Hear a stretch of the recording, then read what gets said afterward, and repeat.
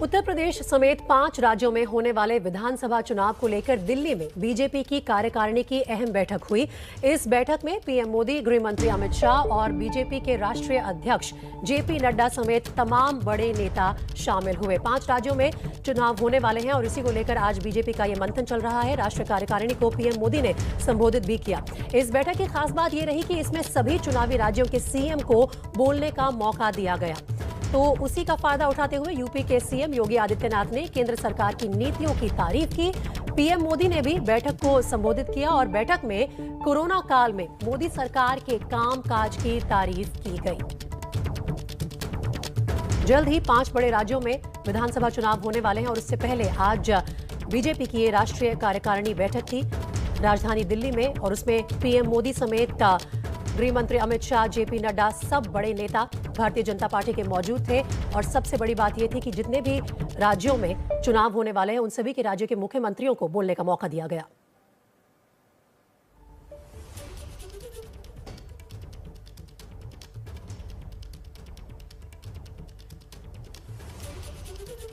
BJP अध्यक्ष JP Nadda की अध्यक्षता में आज ये बैठक हुई और पीएम मोदी ने भी यहां पर मौजूद सारे बीजेपी के नेताओं को संबोधित किया।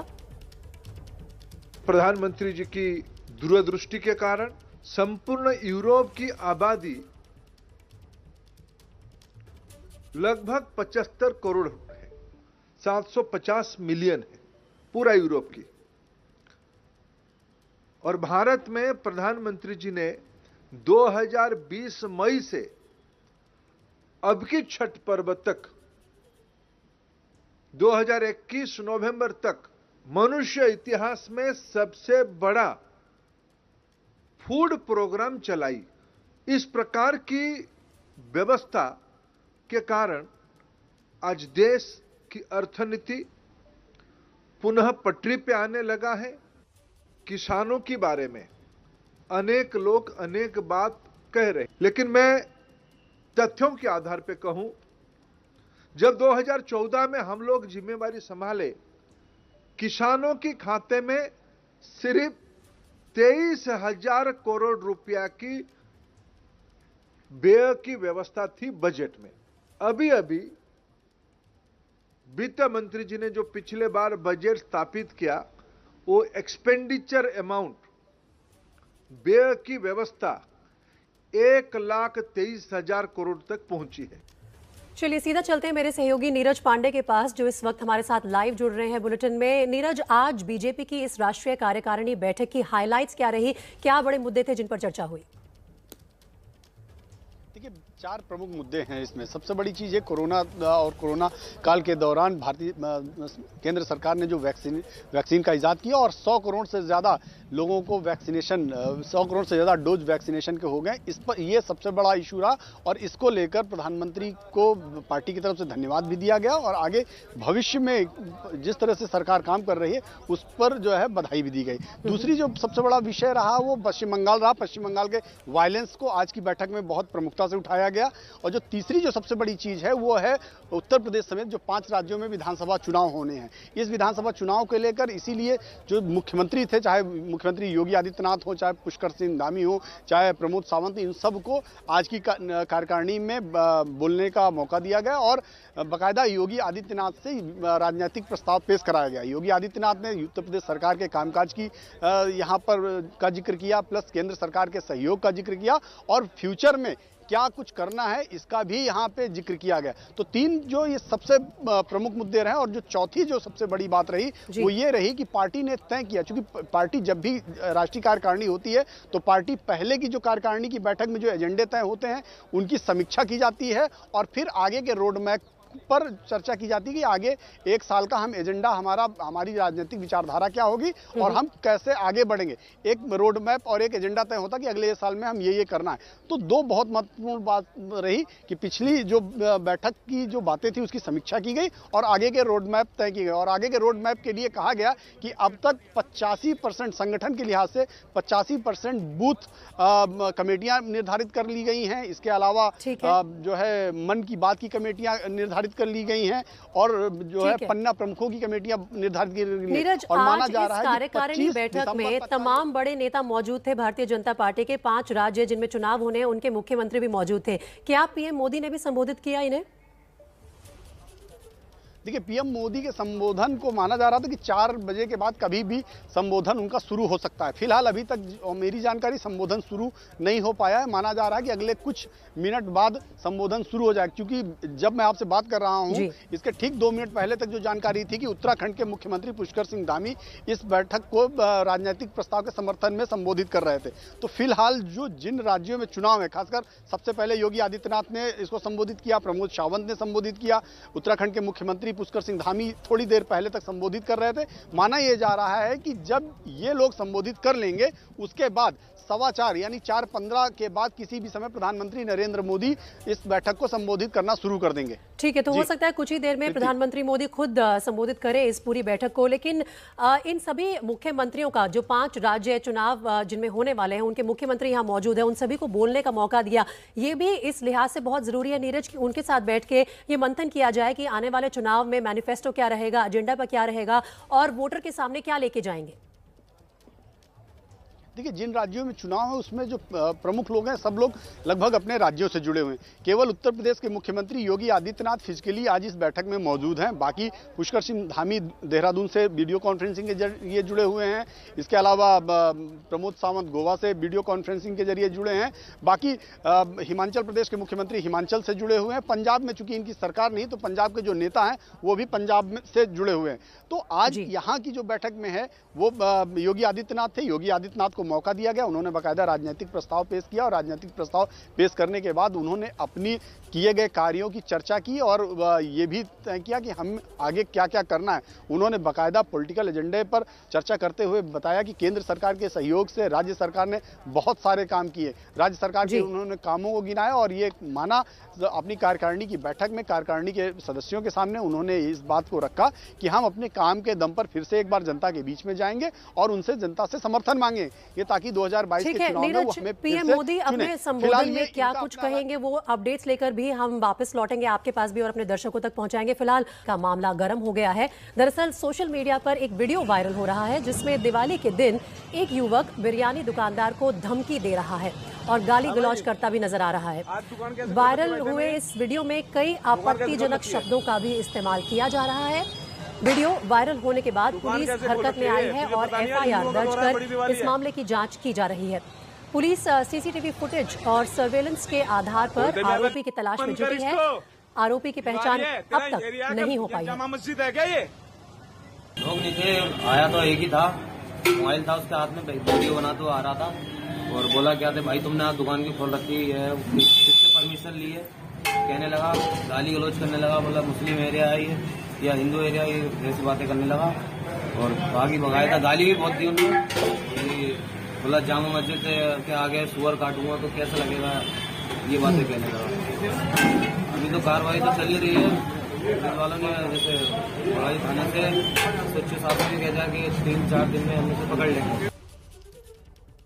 और इस वक्त एक बड़ी खबर आ रही है। बीजेपी की जो राष्ट्रीय कार्यकारिणी बैठक आज चल रही है उसे पीएम मोदी संबोधित कर रहे हैं। सीधा आपको वहीं लिए चलेंगे और दिल्ली में आज ये कार्यकारिणी बैठक चल रही है बीजेपी की। 5 राज्यों में चुनाव होने उससे पहले आज भारतीय जनता पार्टी का मंथन चल रहा है। तमाम बड़े नेता यहाँ मौजूद हैं और पीएम मोदी का संबोधन भी अब शुरू हो चुका है। इससे पहले जो 5 राज्य जिनमें चुनाव होने वाले हैं उनके मुख्यमंत्रियों को बोलने का मौका दिया गया। यूपी के मुख्यमंत्री योगी आदित्यनाथ ने भी सुबह यहां पर बैठक को संबोधित किया था। वक्त की बड़ी खबर आ रही है कि आर्यन खान को एसआईटी ने सम्मन भेजा है। स्पेशल इन्वेस्टिगेशन टीम ने आज ही आर्यन को पूछताछ के लिए बुलाया है और इस वक्त की बड़ी खबर यही है कि क्रूज ड्रग्स केस मामले में आर्यन खान को एनसीबी की जो एसआईटी गठित की गई थी उसने आज ही पूछताछ के लिए सम्मन भेज दिया है। सूरज ओझा इस वक्त मेरे साथ जुड़ रहे हैं इस खबर पर ज्यादा जानकारी के लिए। सूरज, क्या कुछ अपडेट्स हैं आपके पास इससे जुड़े हुए? जिस तरह के 6 मामले दिल्ली से जो गठित एसआईटी है, दिल्ली एनसीबी द्वारा गठित जांच कर रही है, उसी जांच का एक हिस्सा है कि इन 6 के 6 मामले में जितने भी आरोपी हैं सबको बुलाकर पूछताछ की जाए। इसी पहल को आगे बढ़ाते हुए आर्यन खान समेत जितने भी आरोपी क्रूज ड्रग्स मामले में गिरफ्तार हुए थे सबको बुलाया जाएगा। उसमें से आर्यन खान को आज बुलाया गया था। साथ ही महाराष्ट्र में मंत्री नवाब मलिक के दामाद समीर खान को भी पूछताछ के लिए बुलाया जाएगा, जल्द ही बुलाया जाएगा। तो कुल मिलाकर देखा जाए तो 6 मामलों में जितने आरोपी हैं, जितने गवाह हैं, सबको बुलाकर एक बार से फिर से पूछताछ की जाएगी।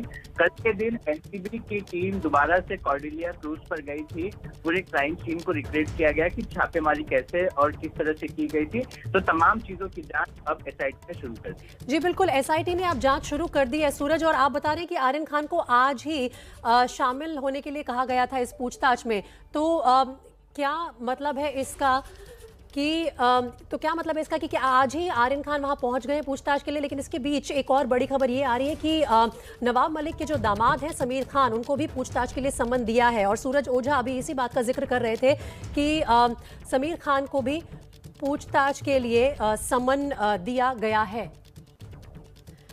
और हमारे संवाददाता रौनक कुकड़े इस खबर के लिए हमारे साथ लाइव जुड़ गए हैं। रौनक, नवाब मलिक के दामाद को भी सम्मन किया गया है, क्या कुछ जानकारी है आपके पास?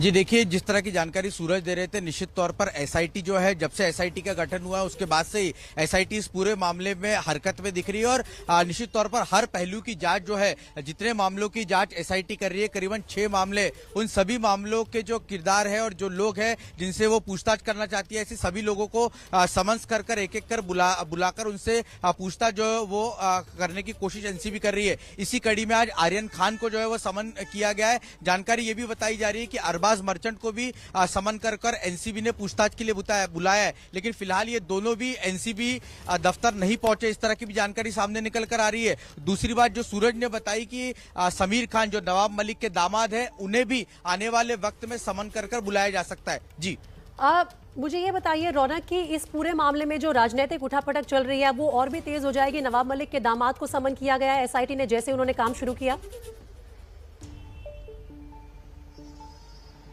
जी निश्चित तौर पर आरोप प्रत्यारोप का दौर तो लगता रहेगा। लगातार मीडिया के जरिए वैसे भी दोनों तरफ से लगातार आरोप प्रत्यारोप इस क्रूज ड्रग्स मामले को लेकर लगातार होते रह रहे हैं। और ये भी देखा जा रहा है कि नवाब मलिक लगातार जो एनसीबी के जोनल डायरेक्टर है समीर वानखेड़े, उन पर अपना निशाना जो है वो रोजाना साधते दिखाई दे रहे हैं। आज भी कई बड़े आरोप जो है वो नवाब मलिक की तरफ से लगाए गए। मुख्य तौर पर जो बीजेपी के नेता है मोहित खंबोज, उनको इस पूरे क्रूज ड्रग्स कॉर्डेलिया मामले का मास्टरमाइंड बताकर एक बड़ा आरोप नवाब मलिक की तरफ से लगाया गया है। तो राजनीतिक तौर पर भी अगर इसे देखें तो आरोप प्रत्यारोप आने वाले दिनों में भी लगते रहेंगे। जी बिल्कुल।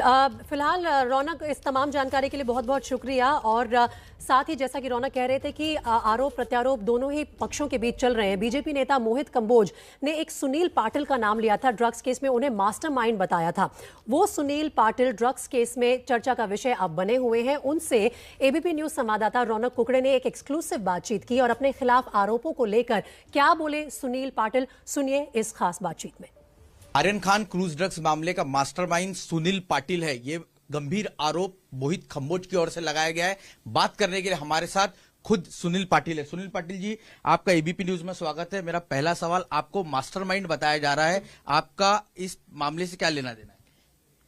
या तो एक पहली बात तो मैं मास्टरमाइंड हूँ नहीं, और मेरा लेना देना इस मामले से इतना है कि 1 तारीख को मनीष भानुशाली, मैं और किरण गोसावी वहाँ पे एक ऑल ईलोगे होटल में रुके थे। कहाँ पे, ये कहाँ है? ये अहमदाबाद में। मनीष भानुशाली मेरा पुराना दोस्त था, तो वहाँ रुके हुए थे। तो पहले मुझे शाम को 4 बजे धवल भानुशाली, जो मनीष भानुशाली के खास दोस्त है, उनका फोन आया कि बोलते नीरज यादव करके, धवल भानुशाली और नीरज यादव करके। नीरज यादव कौन है? नीरज यादव ये जो पहली टिप देने वाला। नीरज यादव ने धवल को 4 बजे कहा कि क्रूज पार्टी हो रही है बॉम्बे में, बहुत बड़ा गेम है, आप करते हो क्या? तो मैंने मना कर दिया। तो क्या आपका कहना क्या है, मतलब इस मामले में सैम ने पूरी तरीके से ये खेल रचा है, आपका इन्वॉल्वमेंट बताया जा रहा है? मेरा इन्वॉल्वमेंट इतना है कि मैंने और सैम, किरण गोसावी, मनीष भानुशाली, जो किरण गोसावी को मैं तो ज्यादा जानता नहीं हूँ, उसका मेरा जस्ट 15-20 दिन का जान पहचान है। उससे पहले मैंने देखा था, वो मेरे एक फ्रेंड का भाई है, तो उसके थ्रू एक बार मिला था। बाद में मुझे 20-22 तारीख को अहमदाबाद आके मिला। तो मेरी 20-22 को उतनी ही मीटिंग है किरण गोसावी की, मैं उतना ही जानता हूँ। उससे पहले कभी मेरी लाइफ में था भी नहीं हो। लेकिन ये जो बात सामने निकल कर आई कि 18 करोड़ रुपए की उगाही पूजा ददलानी से इन लोगों की मीटिंग है, उस मामले में आपको क्या जानकारी है? ये लोग सब साथ में थे ना, मनीष भानुशाली, सैम डिसूजा, किरण गोसावी, वो दिन एनसीबी के ऑफिस से कंटिन्यू साथ में ही थे ना। मुझे दो तारीख को जब पता चला कि इन्होंने रेड की, मेरे को जगाया गया होटल से, धवल का फोन आया था 10 साढ़े 10 बजे कि आप उठो, ये काम हो गया उनका। तो मैं उठ के देखा, टीवी चैनल देख रहा था, तो मैं जस्ट उनको पूछा। फिर सैम ने मुझे बोला कि वो तो मैं तो ऑलरेडी नंबर तो दे चुका था, इनका कांटेक्ट तो पहले ही करा चुका था। फिर मनीष भानुशाली लगा कि शाहरुख का लड़का है। कि क्या ये पूरा पैसा क्या एनसीबी के अधिकारियों से सैम का पहले से ये था, क्या उन तक पैसे पहुंचाते थे, और क्या समीर वानखेड़े का इसमें कोई इन्वॉल्वमेंट है? सैमुअल डिसूजा का कहने के 4 महीना पहले जब उसने कहा था, तो ही मैंने सैमुअल डिसूजा के कहा ना कि मैं 25 लाख लेके छूट गया हूँ। कोई ड्रग केस में फंसा था तो 25 लाख ले, तभी मैंने इन सैमुअल डिसूजा से कांटेक्ट करके इनका कांटेक्ट करा कि इनका अच्छा भाई तुम्हारा काम करवा लो। ये भी है कि आप ट्रांसफर पोस्टिंग का काम महाराष्ट्र में कराते हैं, आईपीएस अधिकारियों के ट्रांसफर के लिए अनिल देशमुख से आपके संबंध है, उनके बेटे ऋषिकेश से आपके संबंध है? पहली बात तो मैं ऋषिकेश देशमुख से मेरा आज तक हाय बाय नहीं है, हाय बाय भी उससे नहीं है, हाय हेलो भी नहीं है, मेरा उससे कोई कांटेक्ट एक पैसे का नहीं है। यहाँ तक कि मेरे पे आरोप लगा है कि नवाब मलिक जहाँ मैं रुकता था ललित होटल में आते थे, उनकी शक्ल मैंने आज फर्स्ट टाइम देखी, रूबरू में कभी मिला नहीं उनसे, नवाब मलिक जी से। एनसीपी के कार्यकर्ता है? मैं 2016 तक था एनसीपी, 99 से 2016-17 तक एनसीपी का कार्यकर्ता था। उसके बाद मैंने राजनीति से हट गया हूँ मैं, तो मेरा क्या संबंध उनसे? खाली ये जो मनीष भानुशाली जो लेके जाते थे बीजेपी के लीडरों के पास मेरे काम के लिए, लोग मिलाते थे, उतना ही संबंध है मेरा। मेरा आपसे आखिरी सवाल है, क्या समीर वानखेड़े इस मामले में वसूली का काम करते थे सैम डिसूजा के साथ मिलकर? जब सैम डिसूजा ने 4 महीना पहले पैसा दिया है, वो खुद एग्री करता है, तो अब सैम से ही पूछो, उसका हो सकता है तभी तो उसने पैसे देके छूटा हो 4 महीना पहले जून में। बीपी न्यूज से तो कुल मिलाकर इन पर लग रहे सभी आरोपों को नकारते यहाँ पर सुनील पाटिल दिख रहे हैं, और साफ तौर पर उनका कहना है कि मनीष भानुशाली, सैम डिसूजा और केपी गोसावी ने ही ये पूरी डील रची थी। हालांकि समीर वानखेड़े का इसमें कितना इन्वॉल्वमेंट है इस बारे में वो ज्यादा कहने के लिए तैयार नहीं है, इसकी जानकारी सैम डिसूजा दे सकते हैं, ऐसा सुनील पाटिल का कहना है। कैमरा पर्सन कृष्णा खापरे के साथ रौनक कुकड़े, एबीपी न्यूज, मुंबई। तो पाटिल से ये एक्सक्लूसिव बातचीत की एबीपी न्यूज ने, लेकिन क्रूज ड्रग्स केस को लेकर महाराष्ट्र के जो मंत्री हैं और एनसीपी के नेता नवाब मलिक और बीजेपी नेता मोहित कंबोज के बीच वार पलटवार लगातार जारी है। आज एक बार फिर नवाब मलिक ने प्रेस कॉन्फ्रेंस करके क्रूज ड्रग्स केस से जुड़े कई बड़े दावे किए। नवाब मलिक ने कहा कि क्रूज ड्रग्स केस का पूरा मामला किडनैपिंग और वसूली से जुड़ा हुआ है और इसका मास्टरमाइंड मोहित कंबोज है। मोहित ने पलटवार करते हुए कहा कि काशिफ खान इस पूरे कांड का मास्टरमाइंड है। कोर्ट की प्रोसीडिंग में बार बार ये बात आई कि आर्यन खान को वो स्वयं उस क्रूज पे कोई टिकट निकाल के नहीं गया, उसे प्रतीक गाबा और आमिर फर्नीचर वाला के जरिए वो वहाँ गया। मैं सीधे बताना चाहता हूँ कि ये पूरा मामला किडनैपिंग का और रैंसम का है। मोहित कंबोज के साले की जरिए ट्रैप लगाई गई, वहाँ आर्यन खान को पहुँचाया गया और किडनैप करके 25 करोड़ की फिरौती मांगने का खेल शुरू हुआ। डील 18 करोड़ में हो गई, 50 लाख रुपए उठाए गए, लेकिन एक सेल्फी ने पूरा खेल बिगाड़ दिया, ये सच्चाई है। किडनैपिंग का मास्टरमाइंड है वो मोहित कंबोज है। उगाही के खेल में मोहित कंबोज ये वानखेड़े का साथी है। मोहित कंबोज के और वानखेड़े के अच्छे रिश्ते हैं। पिछले कुछ दिनों से उन्होंने एक दाढ़ी वाले का जिक्र किया था और मैंने बहुत इसके ऊपर किया था कि दाढ़ी वाला कौन है, किस मंत्री से दाढ़ी वाले के रिश्ते हैं, क्रूज की परमिशन से लेकर पार्टी से लेकर क्रूज की पार्टी से लेकर ऐसा दाढ़ी वाला कौन है। तो उन्होंने खुद ही महाराष्ट्र के एक कैबिनेट मिनिस्टर असलम शेख जी का नाम वो दाढ़ी वाले के साथ खोलकर खुलासा देश के आगे किया। उन्होंने बोला बार बार दाढ़ी वाला असलम शेख को पार्टी में बुलाता था, मैं आप सबसे पूछना चाहूंगा, ऐसा कौन सा गठबंधन और उनका रिश्ता था कि एक ड्रग पेडलर और एक ड्रग माफिया और एक ड्रगिस्ट, जिसके ऊपर आरोप नवाब मलिक जी लगा रहे थे कि ड्रग का सबसे बड़ा किंगपिन कासिफ खान है, और उसका मियां असलम शेख के साथ भी इतना गहरा रिश्ता है कि उसको बार बार वो पार्टी में बुलाता था। तो जो मेरा आरोप था आज वो सिद्ध होता है कि महाराष्ट्र के मुंबई के कैबिनेट मंत्री जो इस पार्टी में इन्वॉल्व थे, उसकी सच्चाई नवाब मलिक जी ने खुद लोगों के आगे रखी। दोनों के बीच वार पलटवार का ये सिलसिला यहीं तक सीमित नहीं है। नवाब मलिक ने एक गंभीर आरोप और लगाया है और कहा है कि मोहित कंबोज और समीर वानखेड़े मिलकर लोगों को फंसाने का काम करते हैं। लेकिन मोहित कंबोज ने नवाब मलिक के आरोपों को गलत बताया। मोहित कंबोज इस शहर में 12 होटल चलाता है। मोहित कंबोज अपने होटल चलाने के लिए बगल के होटलों पे वानखेड़े के जरिए कुणाल जानी नाम का एक होटेलियर है जो बास्किन नाम का होटल चलाता है, उसके बगल में ओपा नाम का एक होटल कंबोज ने खोला। और बास्किन जो पूरे शहर के क्रीम लोगों के लिए एक इटरी है, उसके मालिक के ऊपर फर्जी मामला बना दिया ताकि बास्किन बंद हो जाए। हमने कहा था कि कंबोज के और वानखेड़े के रिश्ते हैं। जल्दी इनकी मीटिंग की वीडियो रिलीज करेंगे, नसीब इनका अच्छा है। ये लड़ाई ड्रग फॉर मुंबई और drug free Mumbai, drug for nation और drug free nation.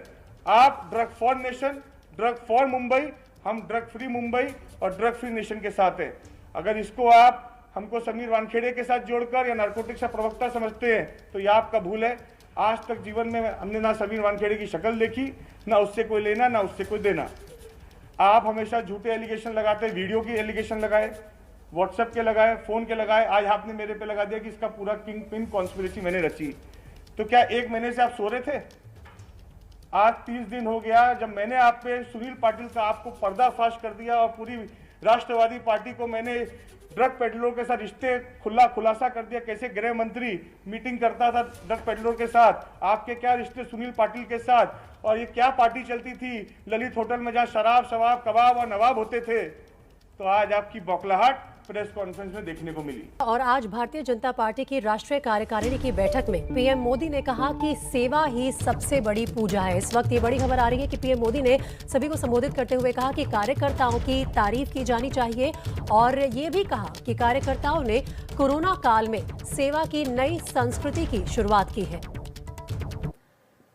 PM Modi ने बीजेपी के कार्यकर्ताओं की तारीफ करते हुए ये संबोधन दिया आज भारतीय जनता पार्टी की राष्ट्रीय कार्यकारिणी की बैठक में। और एनडीएमसी सेंटर से जुड़ गए मेरे सहयोगी नीरज पांडे, चलिए सीधा चलते हैं उनके पास। नीरज, पीएम के संबोधन में साफ था कि कार्यकर्ताओं की खूब जमकर उन्होंने तारीफ की है, खासतौर पर कोरोना काल में जिस तरह से सेवा भाव उन्होंने दिखाया उसको लेकर। देखिए, प्रधानमंत्री जब भी ऐसे मौके पर बोलते हैं वो अपने कार्यकर्ताओं का, पार्टी का मनोबल ऊंचा करने का प्रयास करते हैं। कोरोना काल के दौरान भारतीय जनता पार्टी ने सेवा ही संगठन नाम से एक कार्यक्रम चलाया जिसमें उन्होंने वॉलंटियर तैयार किए भारतीय जनता पार्टी के, और ऐसे 10 लाख वॉलंटियर्स पूरे देश में अलग अलग गाँव में, खासकर ये कहा गया कि एक बूथ पर कम से कम 2 वॉलंटियर खड़े किए ताकि गाँव में बाकायदा उनको चिकित्सीय ट्रेनिंग भी दी गई ताकि गाँव में जब भी किसी को जरूरत पड़े या कहीं भी कोरोना काल में किसी को जरूरत पड़े तो उनके वॉलंटियर्स उनकी सेवा कर सके, उनके काम आ सके, उनके लिए मदद कर सके। इसीलिए प्रधानमंत्री नरेंद्र मोदी आज जब वो संबोधित कर रहे थे तो उन्होंने कहा सेवा ही पूजा है और इससे एक नई संस्कृति का इजाद हुआ है, नई संस्कृति शुरू हो गई है कि सेवा की संस्कृति शुरू हुई है। और इसीलिए उन्होंने अपने पार्टी के कार्यकर्ताओं को बाकायदा इसके लिए बधाई दिया, धन्यवाद दिया और कहा कि ये इस संस्कृति के लिए आप सब बधाई के पात्र हैं। आप लोगों ने कोरोना के समय पे बहुत अच्छा काम किया, लेकिन यहाँ रुकना नहीं है। उन्होंने कार्यकर्ताओं से कहा, आपको सीधी तस्वीरें दिखाते हैं, यहाँ पे देखिए बैठक खत्म हो चुकी है, लगातार नेताओं के निकलने का सिलसिला शुरू हुआ है। प्रधानमंत्री नरेंद्र मोदी ने अपने कार्यकर्ताओं को ये मंत्र दिया कि ये भी यहाँ से रुकना नहीं है, यहाँ से भी और आगे चलना है, अभी काम करते रहना है, क्योंकि सेवा ही एक ऐसा माध्यम है जिसके जरिए आप लोगों के दिलों में राज कर सकते हैं, बार बार लोगों तक अपनी बात पहुंचा सकते हैं। और देखिए, ये इस बैठक में जो मुख्यमंत्री योगी आदित्यनाथ उत्तर प्रदेश के वो निकल कर जा रहे हैं, इसके अलावा दूसरे जो नेता हैं वो भी धीरे धीरे निकल रहे हैं, क्योंकि माना जा रहा है बैठक अब खत्म हो चुकी है। प्रधानमंत्री नरेंद्र मोदी का संबोधन के साथ ही इस बैठक को समाप्त कर दिया गया। अब सभी नेता निकल रहे हैं। अब थोड़ी देर में प्रधानमंत्री नरेंद्र मोदी भी निकलेंगे। नरेंद्र मोदी ने और क्या कुछ कहा, ये डिटेल से थोड़ी देर बाद भूपेंद्र यादव जब आएंगे वो प्रेस कॉन्फ्रेंस करेंगे, वो मीडिया को बताएंगे कि प्रधानमंत्री ने किन किन विषयों पर बात की। लेकिन जो सबसे बड़ी बात है, चूंकि 5 राज्यों का चुनाव है, 5 राज्यों के चुनाव में प्रधानमंत्री ने साफ कहा कि एक ही जरिया है, एक ही रास्ता है कि लोगों तक आप पहुंच सकते हैं। रुकने और थमने का समय बिल्कुल नहीं है बीजेपी के कार्यकर्ताओं के पास, क्योंकि 5 राज्यों में अभी चुनाव होने बाकी है।